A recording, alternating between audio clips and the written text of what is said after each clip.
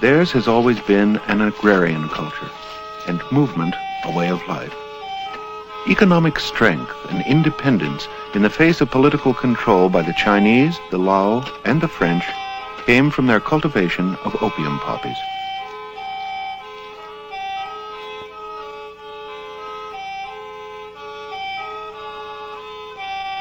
Two and a half million Hmong still live in China, and many thousand populate northern Thailand, Laos, and Vietnam. But many of the Hmong from Laos, some 250,000 of them, fell into a political entanglement which broke their thread to this long cultural continuity.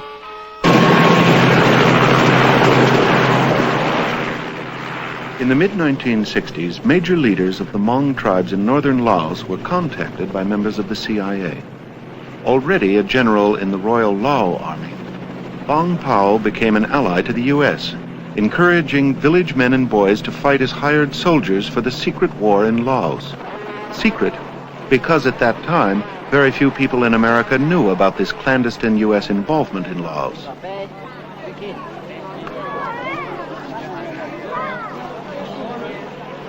$15,000 to 20,000 Hmong soldiers fought first-line Vietnamese troops for 5 to 6 years between 1968 and 1973. Assisted by the CIA and Air America, a private airlines on contract to the CIA, the Hmong became known as tough guerrilla fighters for the USA.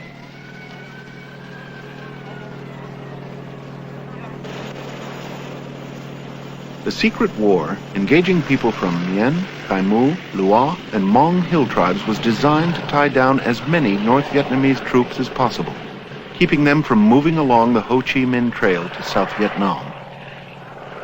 Some Hmong soldiers were paid. Some, exchanging their services for rice rations, became dependent upon airdrop supplies, while their own crops were left unattended.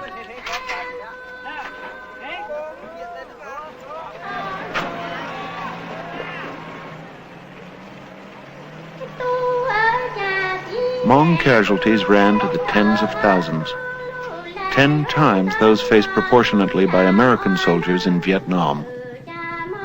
There is a startling absence of men and boys of fighting age among the surviving Hmong population.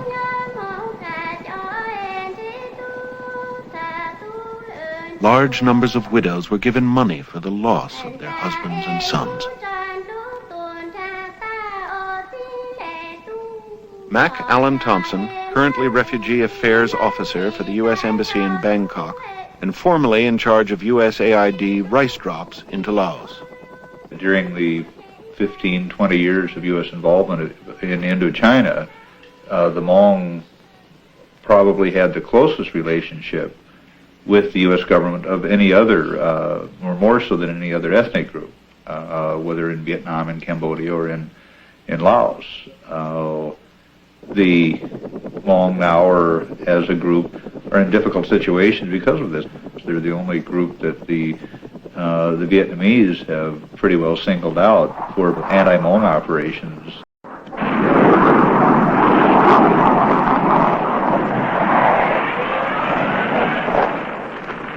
After the UN ceasefire agreement in Laos in 1973, almost overnight the Royal Lao government was replaced by the revolutionary Pathet Lao. 3,000 Hmong were airlifted out of Laos by Air America in 1975. They were the lucky few. John Crowley from the Joint Voluntary Agency in Bangkok remembers those times. It became clear very early that the officials in Laos regarded the Hmong as threats, and there is evidence of severe sustained attacks, artillery and troops, reports of chemicals of some sort, poison chemicals being used against the Hmong. Those refugees that I've spoken with describe having lived in fear of their lives and living in the jungle for months and years, eating literally roots and leaves to keep alive, and making an arduous trek which lasts weeks or more to get to the Mekong River and cross to Thailand. About 11,000 other refugees, mostly Hmong and Mien, tribespeople from highland Laos, crowd into the village-like camp. Okay, the supply man tells Sue, you get 12 measures of rice for the next 3 days. There are 9 members in Hang Sue's family. The rice will feed them 2 meals a day until the next ration. Sue was married in Laos in 1974 and has 1 son. But he has also taken responsibility for his brother's widow, Mong Vong, and her 5 children. He was 26 when his brother died last year in camp. Mong Vong was 36, a farmer like Hang Sue and a highly skilled embroiderer. She did not become Sue's second wife when her husband died, as is customary in Hmong tradition. I didn't want to marry my young brother-in-law, so I didn't, she said. I don't want to have any more children until I have a permanent home.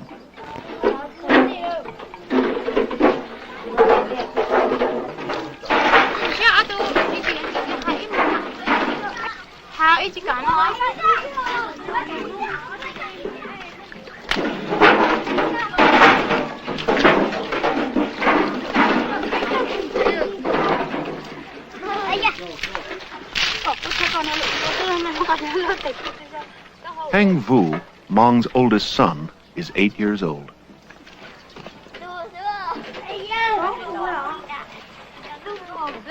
Hang Kia is 13, the eldest of Mong Vong's living children.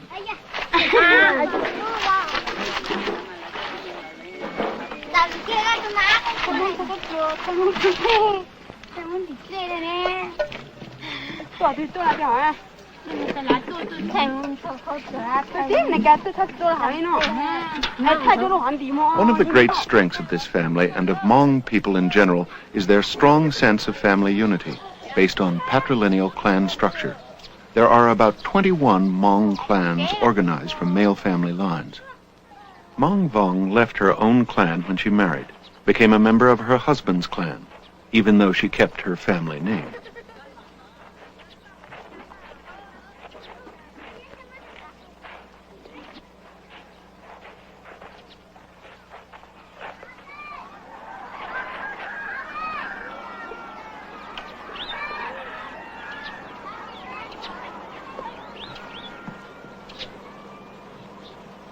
Chow Ta also joined her husband's clan when she married Hang Sue. Together, just after their wedding, they fled Laos in 1976. It was a rigorous trek out of their lush jungle highlands, a journey that many Hmong did not survive. Hang Chaw, their son, was born last year in camp. It is unlikely he will ever see his parents' homeland. So it is here, in Thailand, where fully 10% of the wartime population of Laos sought asylum, that Sue, Chow, and Hmong await their unknown future. 9 people sharing 2 small rooms. Their options are clear. Repatriate, return to Laos, face certain capture by the Vietnamese and Pathet Lao forces patrolling the area and likely death, or sustain the holding pattern of restricted camp life, despite rumors of ration cutting and a growing strain on their Thai hosts. Or they could apply for immigration and seek resettlement in a third country, alien to their life experiences.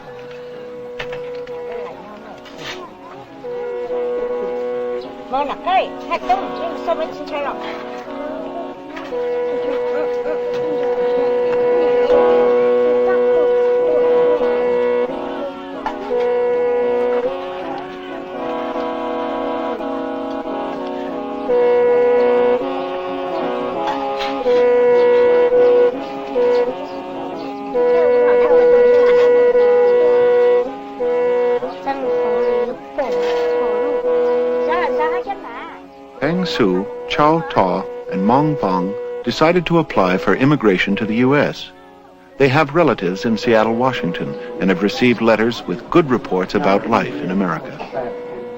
Their family case histories have been documented by the Joint Voluntary Agency of the Refugee Section of the U.S. Embassy in Bangkok. The Immigration and Naturalization Service qualifications seem to be fulfilled. The family is called in for a departure interview. Have there been any changes or problems in your family? Have any of you been sick or had TB? No, we're healthy, Sue replied. You should get ready to go to Seattle in the state of Washington, USA. The Joint Voluntary Agency has found a sponsor for you, and there is a house ready for you there. Keep these important papers with you and don't be afraid. Sue is afraid, but he knows there is no future for his family in Thailand. Once a self-sufficient farmer, owner of a farm, horses, pigs, and chickens, he knows there is not enough arable land to accommodate him or the thousands of other refugees in Thailand. Competent in the ways of subsistent living, Sue knows he must take the skills he has and build a new life.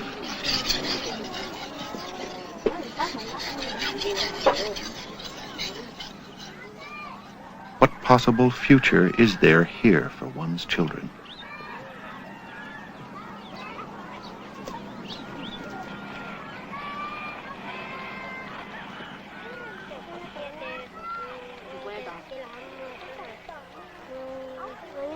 Preparing for their long journey, Sue calls in his clan shaman. This spiritual guide will officiate at a ceremony to free family spirits for travel.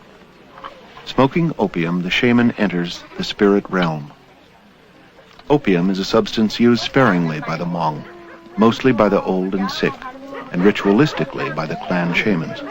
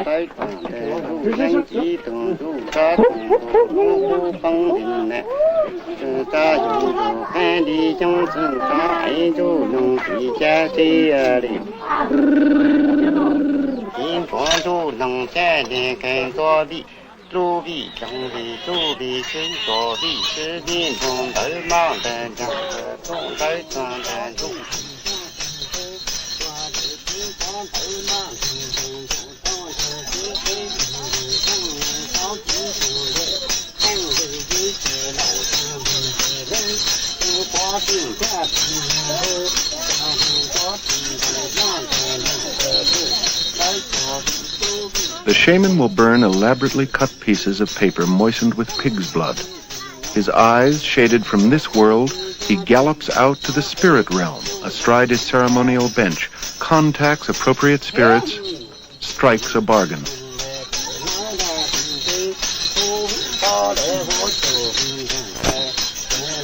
The pig is offered as a sacrifice. Aung Suu has sought assurance from the shaman. Assurance that the spirits of his family will be readied for a journey that will lift them from one world and drop them in another. Nothing in their past beyond the desire to survive could prepare Sue's family for the events spiraling in on them.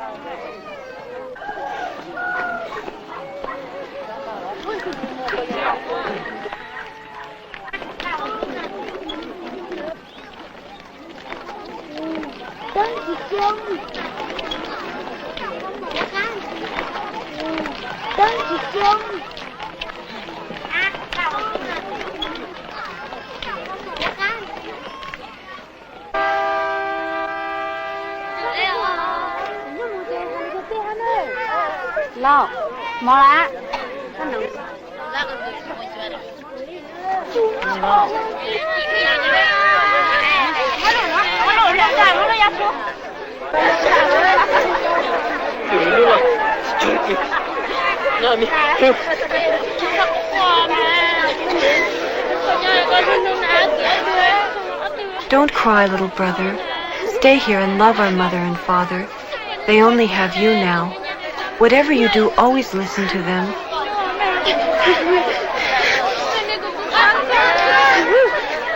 Tell them not to cry too much. We'll always remember them. We'll write and tell them how it is in America.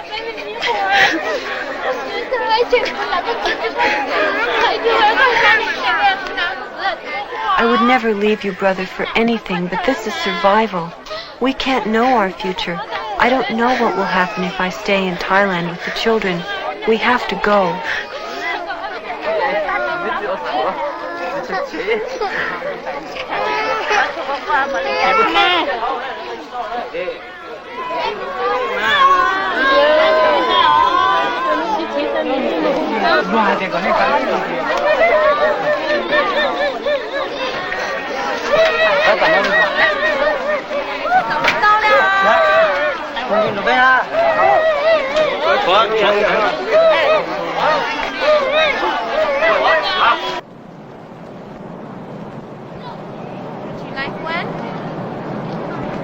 What a darling child you have.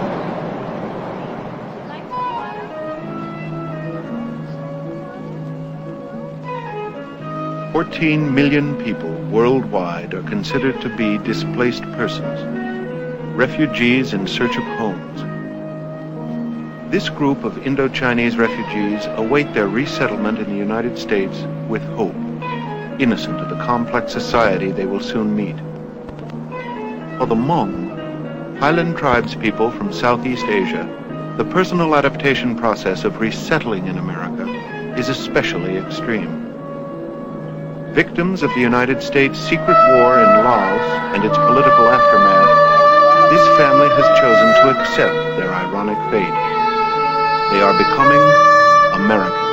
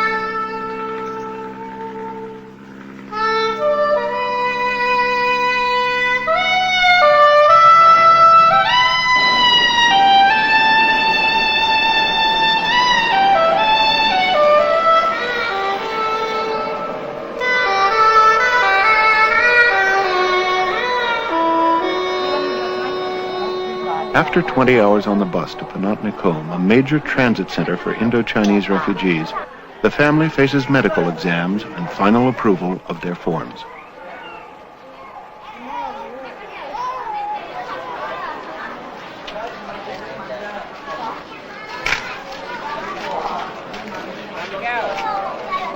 Within 3 weeks, Sue and his family moved quickly through Lumpini Camp in Bangkok and onto a plane chartered by the International Committee for Migration to transport refugees throughout the world.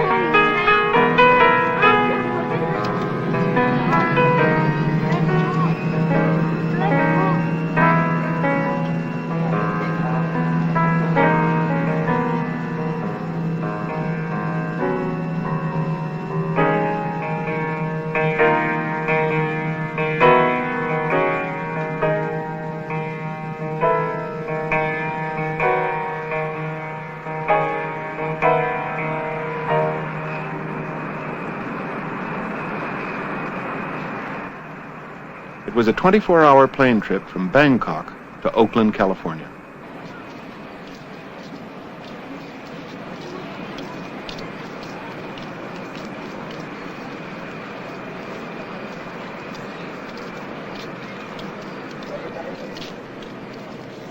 The transfer procedures and customs check gave the refugees their first glimpse of the U.S.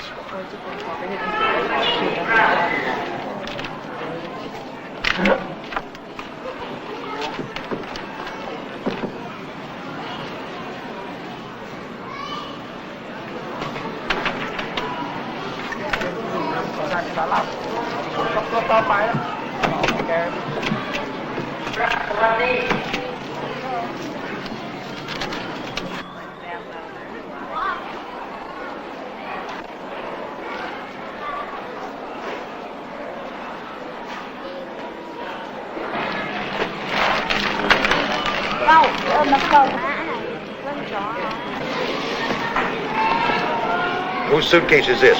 This yours?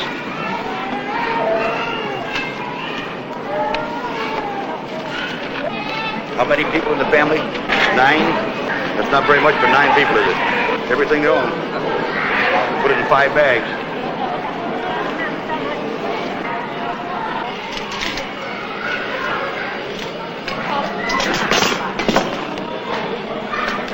Now this for the necklace? Okay.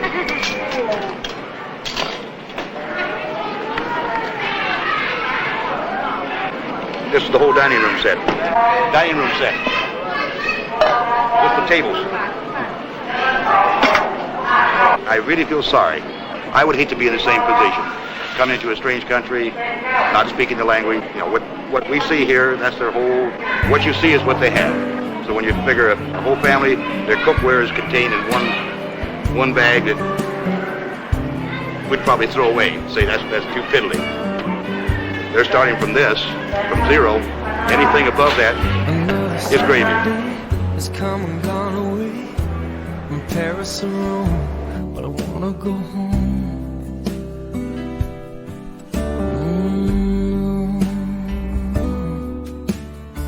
Maybe surrounded by a million people, I still feel all alone. Just wanna go home. Oh, I miss you, you know. And I've been keeping all the letters that I wrote to you, each one a line or 2. I'm fine, baby, how are you? Well, I would send them, but I know that it's just not enough. My words were cold and flat, and you deserve more than that. Another airplane, another sunny place. I'm lucky, I know, but I wanna go home. I got to go home. Let me go home.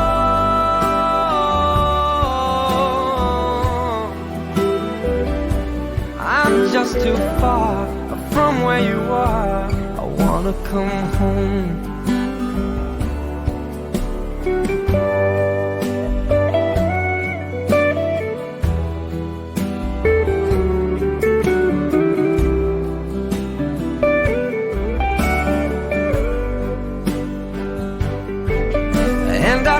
Just like I'm living someone else's life. It's like I just stepped outside when everything was going right. And I know just why you could not come along with me. That this was not your dream, but you always believed in me. Another winter day has come and gone away in either Paris or Rome, and I wanna go home. Let me go home. And I'm surrounded by a million people. I still feel alone, and let me go home. miss you, you know. Let me go home.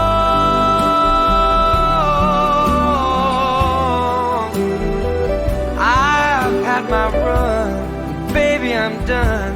I gotta go home. Let me go home.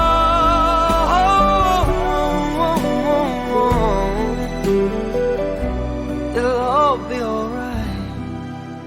I'll be home tonight.